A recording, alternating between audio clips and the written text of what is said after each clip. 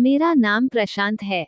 मुझे गांव के घर से काफी दूर की बड़ी सिटी में नई नौकरी मिली थी। इस शहर में भाड़े का घर लेकर रहने लगा। पड़ोसी के तौर पर घर के सामने ही एक घर था जिसमें एक बुजुर्ग जोड़ा रहता था। दोनों बिल्कुल अकेले थे, मतलब ना कोई बेटा, ना बेटी, ना नाती ना पोते। यानी कि संयुक्त परिवार नहीं था। मैं एक संयुक्त परिवार का सदस्य था, इसलिए मुझे अक्सर उनके बारे में विचार आते रहते थे। मुझे देखकर बुरा लगता है, इतनी उम्र होने के बाद भी उनकी देखभाल करने वाला कोई भी उनके साथ नहीं है। जब मैं सुबह ऑफिस के लिए निकलता था तो देखता था कि दादी जी अपने कपकपाते हुए हाथों से दादाजी को चाय देती थी। वैसे ही कपकपाते हाथों में कप लिए दादाजी चाय पीते थे। वहां पर रहते हुए कुछ दिन होने के बाद मुझे पता चला कि यह दोनों मिलजुल के धीरे धीरे घर के सारे काम करते थे। कोई भी उनसे जाकर बात नहीं करता। इतने दिनों में मैंने उनकी आवाज तक नहीं सुनी थी।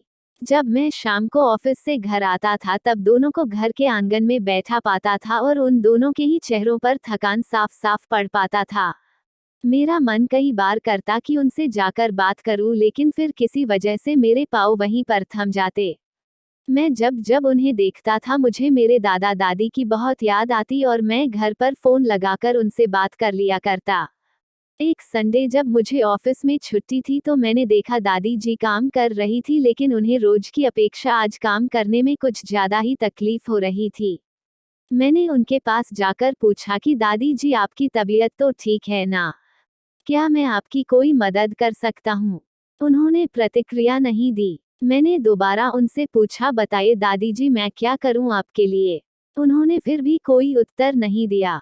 मुझे काफी आश्चर्य हुआ।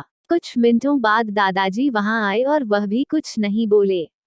मैंने ही बात को आगे बढ़ाते हुए कहा, मुझे लगता है कि दादी जी की तबीयत खराब है, इसलिए मैं यहाँ आया हूँ। मैं आपकी मदद करना चाहता हूँ, बताइए मैं कैसे आपकी मदद कर सकता हूँ? दादाजी इशारों से मुझसे बातें करने लगे। उन्होंने इशारों से मुझे बताया कि दादी जी सुन और बोल नहीं सकती। उन्होंने यह भी बताया कि वह खुद भी बोल नहीं सकते, वह सुन सकते हैं, मेरी बात समझ सकते हैं। उन्होंने इशारों से दादी से कुछ कहा और दादी ने मेरी तरफ देखकर मेरे माथे पर हाथ फेरा। मैं उन दोनों की तरफ देखते ही रहा और न जाने कब मेरे आंखों से आंसू बहने लगे। उस दिन के बाद जब जब मुझे समय मिलता मैं उनके पास चला जाता। वह मुझ पर बहुत प्यार बरसाते। अब तो मुझे उनके इशारे की मीठी भाषा भी बहुत अच्छे से समझ में आने लगी थी। एक दिन मैंने दादाजी से पूछा कि वह अकेले क्यों रहते हैं। क्या उन्हें कोई औलाद नहीं है? दादाजी ने दादी को इशारे से समझाया कि मैंने उनसे क्या पूछा। फिर दोनों मेरा हाथ पकड़कर मुझे आंगन में ले आए और अपने आंखों के आंसू पोंछे और उंगली का इशारा करते हुए एक साइकिल मुझे दिखाई। साइकिल को देखकर मैं समझ गया कि उनके परिवार वाले उन्हें छोड़कर कहीं जा चुके हैं और अब उनके हिस्से में केवल यादें ही बची है। उन्हें रोता हुआ देखकर मैं भावुक हो गया और मैंने दोनों को गले से लगा लिया। उन्होंने मेरे ऊपर अपने सीने में सालों से बंद प्यार के बादलों से प्यार की इतनी बारिश कर दी कि मैं पूरी तरह उसमें भीग गया।